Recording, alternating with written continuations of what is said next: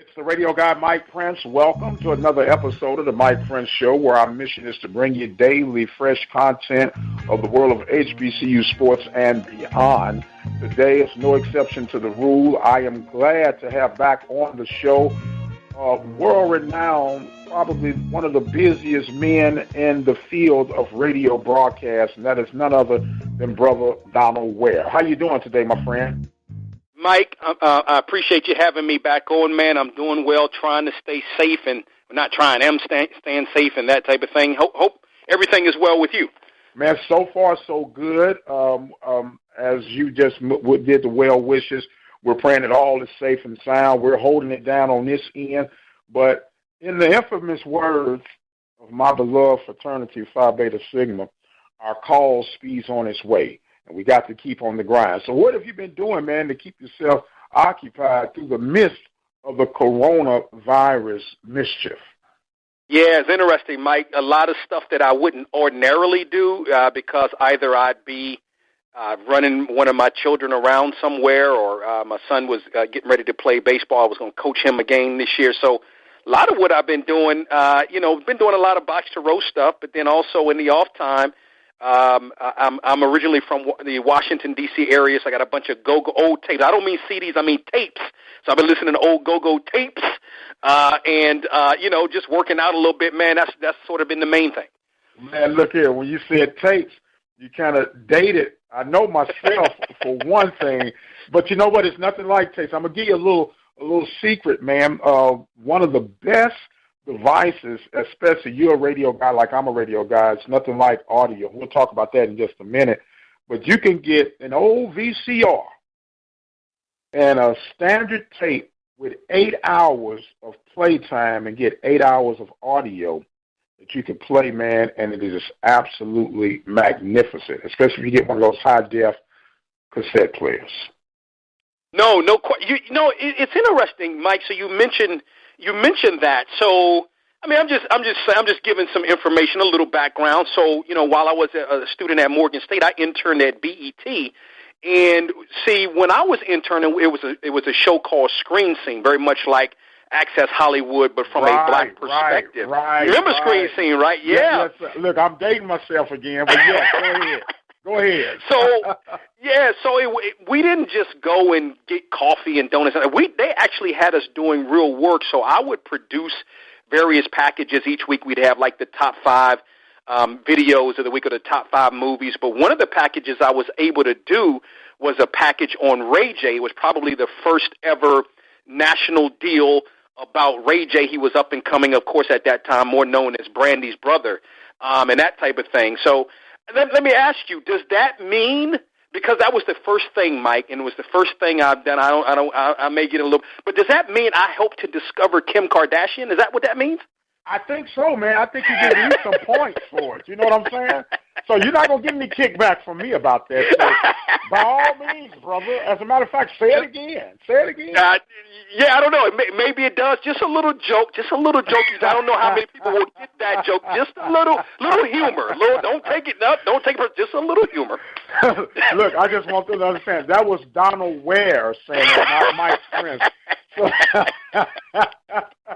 No doubt, man. But I was just talking about on a show about a week or so ago what has once upon a time looked upon as old is becoming new again. And the technology is there, and everybody loves video. But now they have to rely on what? The audio content in order to be heard and get the message across. And so I've been saying, welcome back to our world. Thank you. I mean, that's what I've been about that, and especially in our world of sports, and then more specifically with HBCU sports. I mean, it's, man, it and especially if you have someone like it from a play-by-play perspective that really can paint the picture for you. There's nothing like it, man. And like I said, listening to these old tapes, I got a boombox. I got a boombox I bought in 1994 that still works, that still plays the tapes and all that. So, man, it's just, it's nothing like, you're right, it's nothing like that old school type of stuff, man, Yes, sir. Man, I still have my little boombox that when I became when I first transferred to Prairie View, and I'm not going to tell you what year that was, but it still plays. And believe it or not, in my studio, I have a single deck cassette player for playing some nostalgia of sound bites and everything that I incorporate even today. So I will never get rid of it. Call me a hoarder, call me old school, call me a blast from the past. I appreciate a good quality analog sound from time to time to mix in this digital world. Well, hey, look, Mike. Let me do you one. Let me do you one better. So the last maybe 3 years, maybe 3 or 4 years, my wife and I have been going out and we've been collecting records. And I'm going to tell you what, we go to these record shops, man. We spend money. You know, we spend some money. Like I the other day I got Roxanne Shantae's first, her first single. I got it off eBay, man.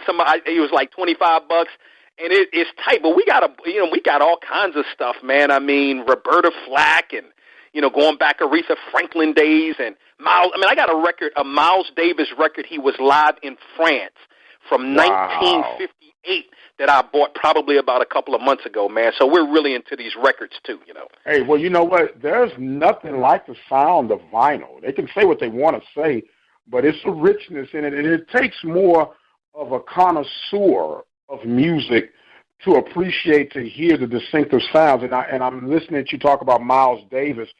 My pop introduced me to how to listen to music through the world of jazz and blues. And I can remember having to play saxophone sitting with my legs, Indian style as we used to call it, listening to the robust sounds of these instruments and me trying to keep up with my play saxophone. So, brother, you bringing back some old school memories and I appreciate that, man. We can shut the interview down right now. No, man, it's just great. We just it's like I said, it's just a time when it's a serious time, no question about it. But it's a time where again we're able to do some things maybe we wouldn't ordinarily be able to do just because of being on the run.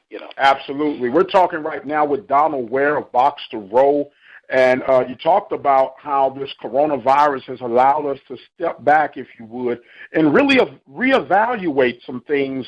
Not that we had things out of whack, but you could feel sometimes things sliding out of whack. I'm going to ask you this question. What is it that you have begun to appreciate about this coronavirus pandemic that otherwise would have been able to? Yeah, I would say a lot of really being able to spend some good quality time, with my family. So I'm here basically, at home every day working. But not having to go, maybe having to go into a studio. I got a home studio here, not having to go into a studio per se, which is, take some time with the drive. So, and I have my 14-year-old son and a 12-year-old daughter who are really into travel baseball and travel softball, respectively.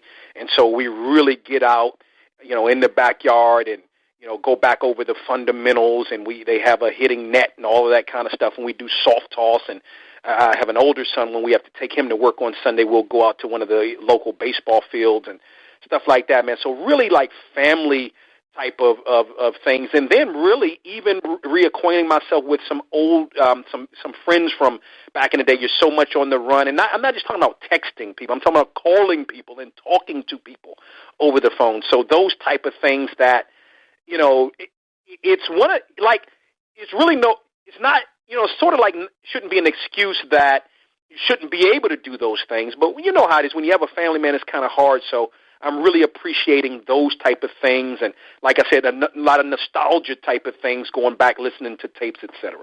Absolutely, man, and I echo the same things. And if the truth be told, you realize that, man, I kind of drifted away from some of the things that made me become the person that I am today. And it's a way to reconnect. No, it's no question. At my days at it's interesting because at my days at Morgan, I was the sports editor of our student newspaper called The Spokesman, and looking through some older stuff, I had a chance to go back and look at some of the articles I wrote. And matter of fact, I would take pictures of them and post them on Facebook, or I would take a photo and post it to whoever I wrote an article about. So, man, it's just like really being able to slow down and enjoy, family, enjoy maybe some of those old times. But it's sort of weird because you can't really, you can't go. I can't go to the record store and purchase a record now. So it's sort of weird. But I am enjoying being able to, kind of reflect on my life a little bit as I'm in my mid-40s. Keep on waking up, young man. Keep on waking up. That's all I can tell you. Now, what I want you to do, I want you to go back and find some of those pictures with the hairstyles and the wardrobe. That's what I want you to start posting. Yeah. So let me see. Yeah. I found it was a photo of me and my sister and I taking a photo. I think I was maybe 16 or 17. She was 12 or 13, and she had the little Champion. Champion has made a comeback. You know what I mean? But right. But see, Champion. They don't know about Champion from back in the day. So she had like a Champion shirt on. I may have had like a Champion sweatshirt on or whatever. So I do have some of those that I need to post, and that sometimes you're a little reluctant. You know what I mean? Like sometimes you're a little reluctant because you're like, man, I was whack. No, whack. No, you're whack now, but you weren't whack then. You got what I'm saying? Right, true. Back there you then, go. You were with it. Cool. Look, you mentioned Champion. Bike was a big thing back then. I don't know if you know anything about the Bike brand. I do. Okay, but see, you wasn't happening if you didn't have Champion or Bike, man. So you're on target, man. You on target. You're definitely on target. Little guest jumper, the guest jumpers. You know what I mean? Skids. How about skids and all those kind of good things? Fubu. There you go. There you go. A tango. Look, they trying to wear tangos now. But, man, look, we showed enough dating ourselves right now. We're talking with Donal Ware of Box to Row. Look, we went from a blast to the past, and let's go not as far back, but the last time you and I got together on the show, we were talking about NC, North Carolina A&T, and the strides and the moves have been making. But did you have any idea that just a few months down the road, you would be making this leap over the Big South? None. And it's interesting. I'm going to tell you, it's interesting, Mike, because I did a couple of games. I obviously play-by-play voice for football, not for basketball, but I did some games for basketball this year. And the athletics director, Earl Hilton, I've known Earl for 20 years. When I was SID at A&T, and he was like the associate athletics director, and he's been around for a while. So it was a Monday before, and I came up to him. I said, "Man, I always tell him that the success of the athletics program there, a lot of that has to do with him, and he likes to deflect and so forth." But I said, well, hey, you're in charge of the athletics program, and so we kind of go back and forth like that. But I said that to him again at that time. So that Thursday comes around, and that's when the announcement comes out about A&T making this move to the Big South, and I was blindsided. Like they kept it so close to the vest, and so forth, and it my initial thought was, wow, I just couldn't fathom it momentarily. And then, of course, I went to the press conference on Friday. But, to answer your question, had no idea. It was very much a surprise. Now, with that being said, you've been the voice and the relationship that you've had with the athletic director the SID and the athletic director for as long as you had. Did it seem somewhat, I guess, shocked, I know it's a word, but maybe slightly offended that they didn't let you in if this was coming? I'll say this. I thought about it, and I was like, man, I wish I get it, because what happens is, and I think A&T handled it correctly. What you do is you go and you tell your beat writer, you say, hey, this is what's going on, but this is what we want to tell you and what we want you to print. And then, of course, that's sort of how it happens. So you can't tell too many people. I feel like I'm trustworthy. I feel like a lot of people, I have people and that'll tell me different things, and I don't. Somebody tell me, and it's off the record, whatever. I don't tell anybody, but I would have liked to have known, to be honest with you. But I get it, and I'm not offended by it. I'm not offended by it. I wish they would have, or somebody would have said something to me, but I'm not offended by it at all. Okay, very good, because I feel the same way. A lot of the reasons that we've been able to exist as long as we have is because people trust us with information, and we've been able to show some consistency of keeping your mouth shut when need to be and release at the right times. And, hey, man, I could have been on just the FYI, bulletin board. I wouldn't have said anything. So I got that, and I'll move on. Now that the dust is settled, you've gotten over the shock that you were part of the outside of the inside group looking in. Right. That's a good way to put it. What is your initial response now? What's going through your mind? Yeah, so, and I even, like I said, I was at the press conference Friday, and then I did like a little podcast on it immediately. But the thing about the podcast, my thoughts were just jumping all over the place because I still couldn't believe it. But my thing is,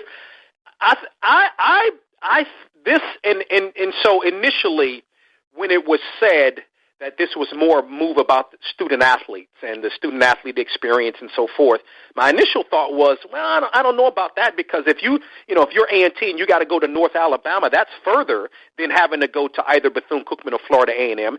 If you have to go up north, the school in New Jersey in the Big South is escaping me right now. But if you have to go there, that's further than going to Delaware State.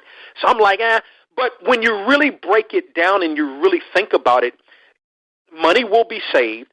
The student-athlete experience is going to be a little bit better from an academic standpoint, because for the the Olympic sports, those teams won't have to travel as often to the various schools. Plus, you have a lot of the schools, or most of the schools are in the Big South, are within a 4-hour drive of A&T. I think if you look at it from a marketing perspective, I think A&T is looking to market itself to a broader audience. There's a reason right now that A&T is the largest HBCU. I think it's like 14,000 students, something like that. And this is a move. It remains to be seen how this move will ultimately play out. Hearing from alumni, not only hearing from alumni, but people in HBCU, I either heard it was a middle-of-the-road thing, well, we'll wait and see, or I don't like this move. That's what I heard from them. I didn't really hear too many people that say, yeah, I'm all about this.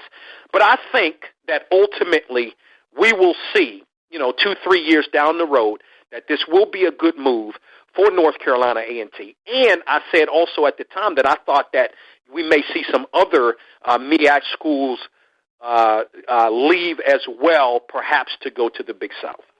Well, and that was part of the initial kickback.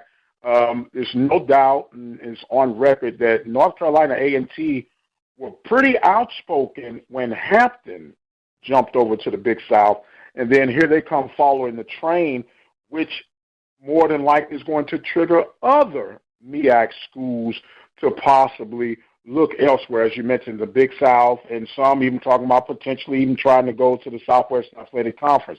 I don't know. I don't have a crystal ball. But I'm going to ask you to look into your crystal ball and tell me, what do you see potentially as a result of the MEAC? No, I still think the MEAC is in good shape. This is right now. If you look at the schools in the MEAC, what are the schools that could potentially make a move? Maybe not to the Big South, but to another conference. See, this is the thing. I think the MEAC's in good shape. I had the commissioner on maybe 3 weeks after the announcement, and we talked about a number of different things. I asked him about where the MEAC was. I asked him about did he think other schools would leave and that type of thing. But if you look at the MEAC, really it's only 2 schools right now, if you look at it from a financial standpoint, that could make this move. One would be my alma mater, Morgan State. I think when you look at Morgan's sort of on the rise in athletics. You look at Tyrone Wheatley as the head football coach. He had a 3-star quarterback come in, a 3-star running back come in. So I think Morgan's on the rise right there. The other school would be Howard, but the thing about Howard doesn't really. I mean, I'm sorry, but Howard really doesn't care about athletics. Plus, I think alumni wouldn't have that. Like your Howard, it just wouldn't happen with Howard. So, but I think where the MEAC is right now, I think they have a good deal with ESPN.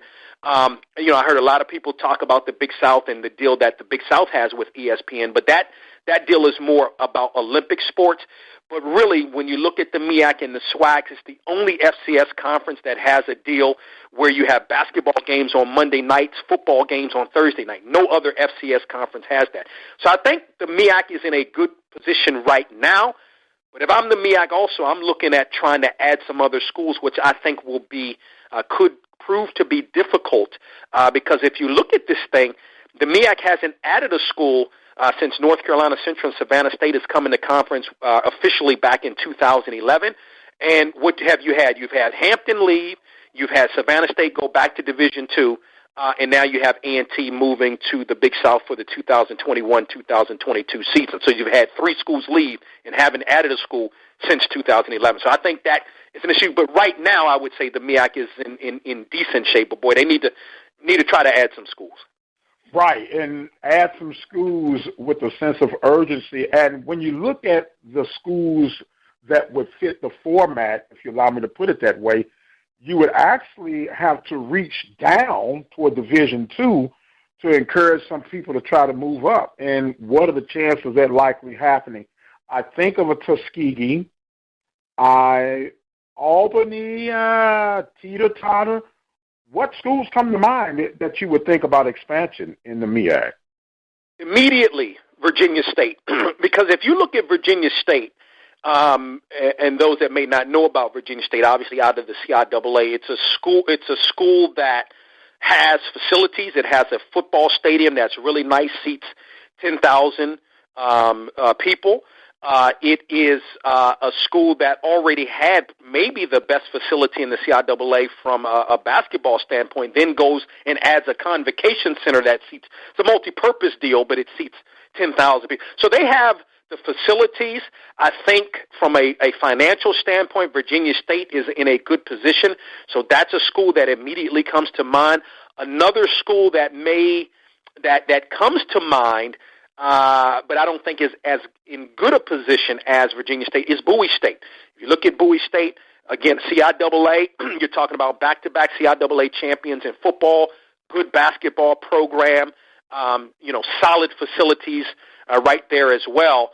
And I don't know how much, and I'll just share this, I don't know how much there was the 4 public HBCUs in the state of Maryland have won a lawsuit against the state of Maryland for $545 million because of discrimination over the years and lack of funding. I don't know how much that could play into, because Bowie State is one of the plaintiffs, and I don't know how much that would play into maybe Bowie State making a move to the MEAC. But I think Bowie State is in a decent position. But I think the Virginia State's in the best position to in fact make that move. Okay, we're talking right now with Donal Ware of Box to Row, the soon-to-be Big South, North Carolina A&T. I'm still getting adjusted to saying that, man. That's forgive me that if I linger and get off course.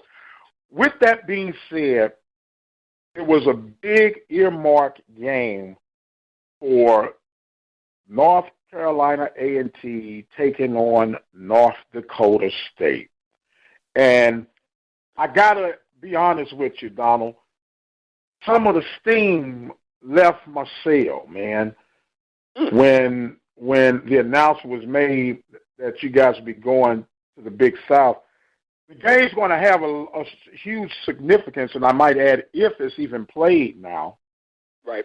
And because of the heritage, lineage, and this, that, and the other. Now, I'm not one to be shy to admit that maybe my black pride had taken over, and I was like, well, it don't even mean that much to me anymore. Now they go and do whatever they want to do.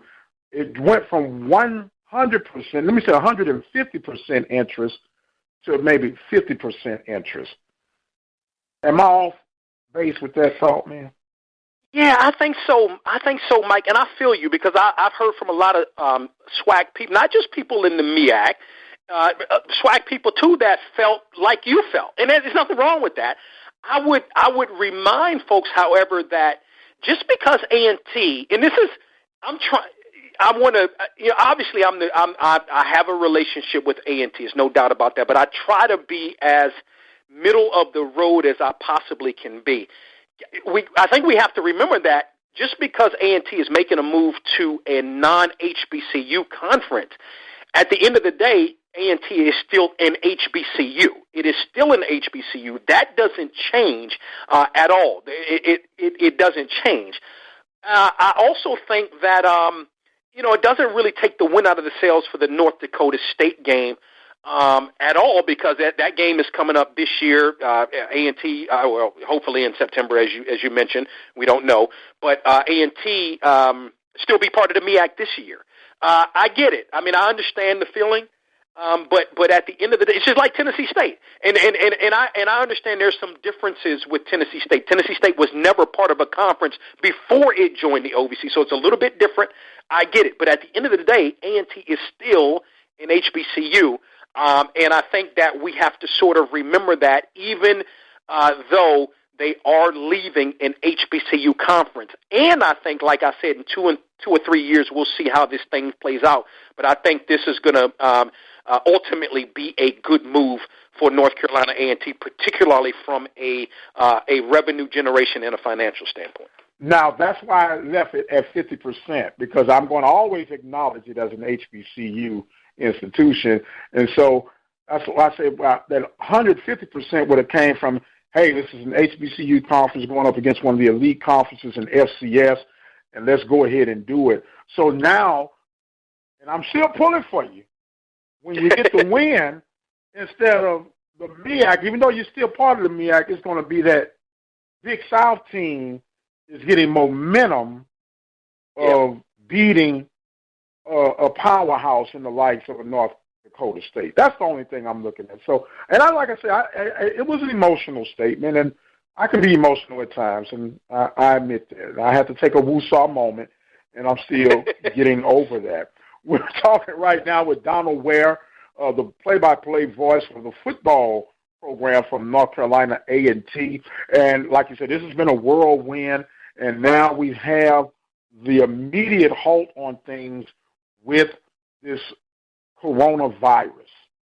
And there is no doubt that football is in a very peculiar situation right now.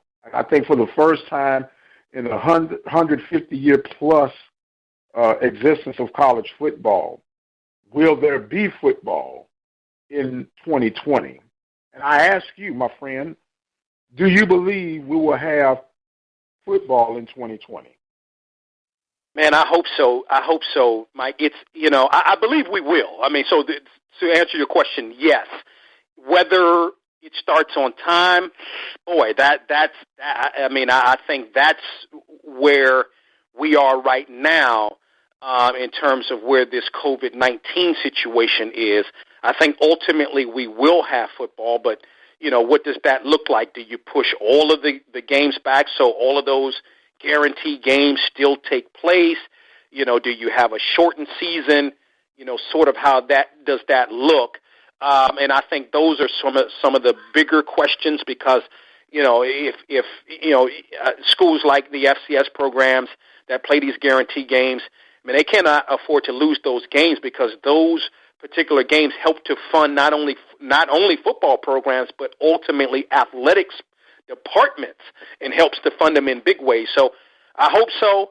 I think we'll have a season.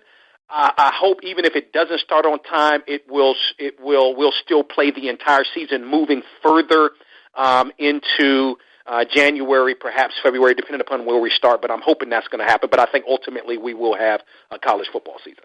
Now, I have to ask you the same question that I've been asking my guests here of late, and I think that people, for the most part, have been looking at this from 3 angles when there are actually 4 angles that we should be considering. The first angle, of course, is the mindset of the NCAA. The second one would be the mindset of the said institutions, and the third one would be the mindset of the fan base. But the fourth element I think that we really need to pay attention to, I heard you mention earlier, you have a 16-year-old, a 14-year-old. Would you as a parent feel comfortable allowing your child to go out and play in these close environment competitive games right now? Wow. Today, absolutely not. I think that's that's a phenomenal point, Mike. No, I would not as we currently sit.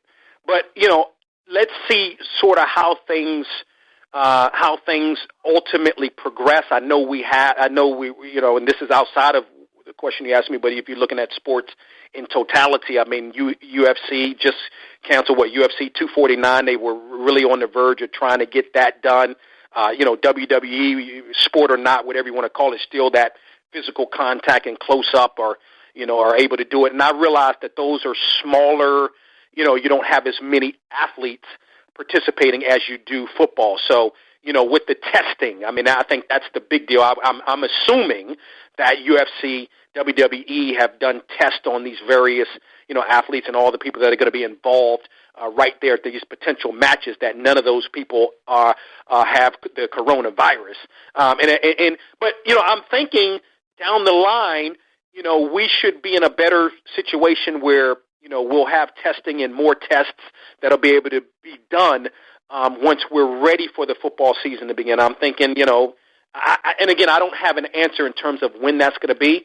But man, I would be a little concerned. I mean, even moving forward, you're asking me about right now, so I would say no. But even moving forward, what does that look like? If I had a child, I'll be honest with you, Mike, I definitely would be concerned about that. Right, and that's where I'm looking. I'm not looking at this right now. And what I'm calling right now, Donald, for the record, is anything between now and 6 months. I consider that right now. But down the road, let's go football, basketball. How do you keep the 6-foot social spacing on a sideline of 100 players? Yeah. How do you keep that social spacing when we're running and tackling and dunking and rebounding? Do we now incorporate the M95 mask as part of your equipment? Yeah. Yeah. No, I mean, it's a good point. I mean, I don't know if the thought process is, okay, a couple of things would have happened by that time. Players would have been ultimately tested. And so if you know you don't have it, then you'd be in good shape. And I would assume you'd have to really quarantine that team. Like, you can't go out and do anything. You know what I mean? Or is there I don't know where we are with the vaccine. Would we have a vaccine by that time? It remains to be seen. I think obviously if you have at least those two things in place, then it's. I mean, I wasn't around when the measles and. Well, I was around during that time, but polio and so forth, they've had vaccines for these things. So if, we in fact have a vaccine by that time, then I think, it becomes a totally different conversation. And I think everybody would feel better about exactly what you're talking about, where it wouldn't really have a need per se for social distancing. Yes, sir. We're talking again with Donal Ware, Box the Roll, the voice of the North Carolina A&T Aggies. And I appreciate you some time with me. And, I've been called the specific question to ask guy that when stuff goes in about. But here's something I think you're going to appreciate, my friend. And some people say I have too much time on my hand to think of these things. But with the potential avenue of no fans in the stands, what a great opportunity for a new birth, if you would, or a resurgence of radio broadcast across the nation. Because, see, it's hard, for me at least, to sell watching a game with no stands, no crowds in the stands. But you could pull that off with some strategically place crowd mics with the sidelines and the coaches to hear the roaring of the competitive jabbering going back and forth and still be able to get a quality radio broadcast. What you think about that, man? Well, you could, but the problem is, Mike, you better not be over radio because the FCC gonna pull that license. They may pull that license for what you may hear coming from the sideline. Now, if you're internet only, you may be, you may just have to put a disclaimer in there, that type of thing. But you're right in part in terms of the audio part, man. But then that visual part probably I think becomes even. I don't know, Mike. I think if that's the case, then it's going to put what we love, the audio portion, even further out because people are going to really want to watch these games, and obviously not being able to go to the games, and that's how the not only the TV networks but the schools, et cetera, are going to be able to make a lot of their money also. So I don't know, Mike. I think that puts us audio people that love audio a little bit further out. Well, as they say, we don't have a crystal ball, but I kind of look at it from an opportunist side of things that this is a great time to be in radio. It's always a great time to be in radio, and it's always great to talk with you, my friend, and I'm going to give you some closing thoughts and comments at this time. Yeah, I appreciate it, Mike. No, I appreciate you having me on. Like I said, we're keeping busy at Box to Row. We've had several All-America teams that have come out, Division I men, Division I women, Division II men that have come out within the last 3 weeks or so. So I'd invite everybody to check out our website at boxtorow.com.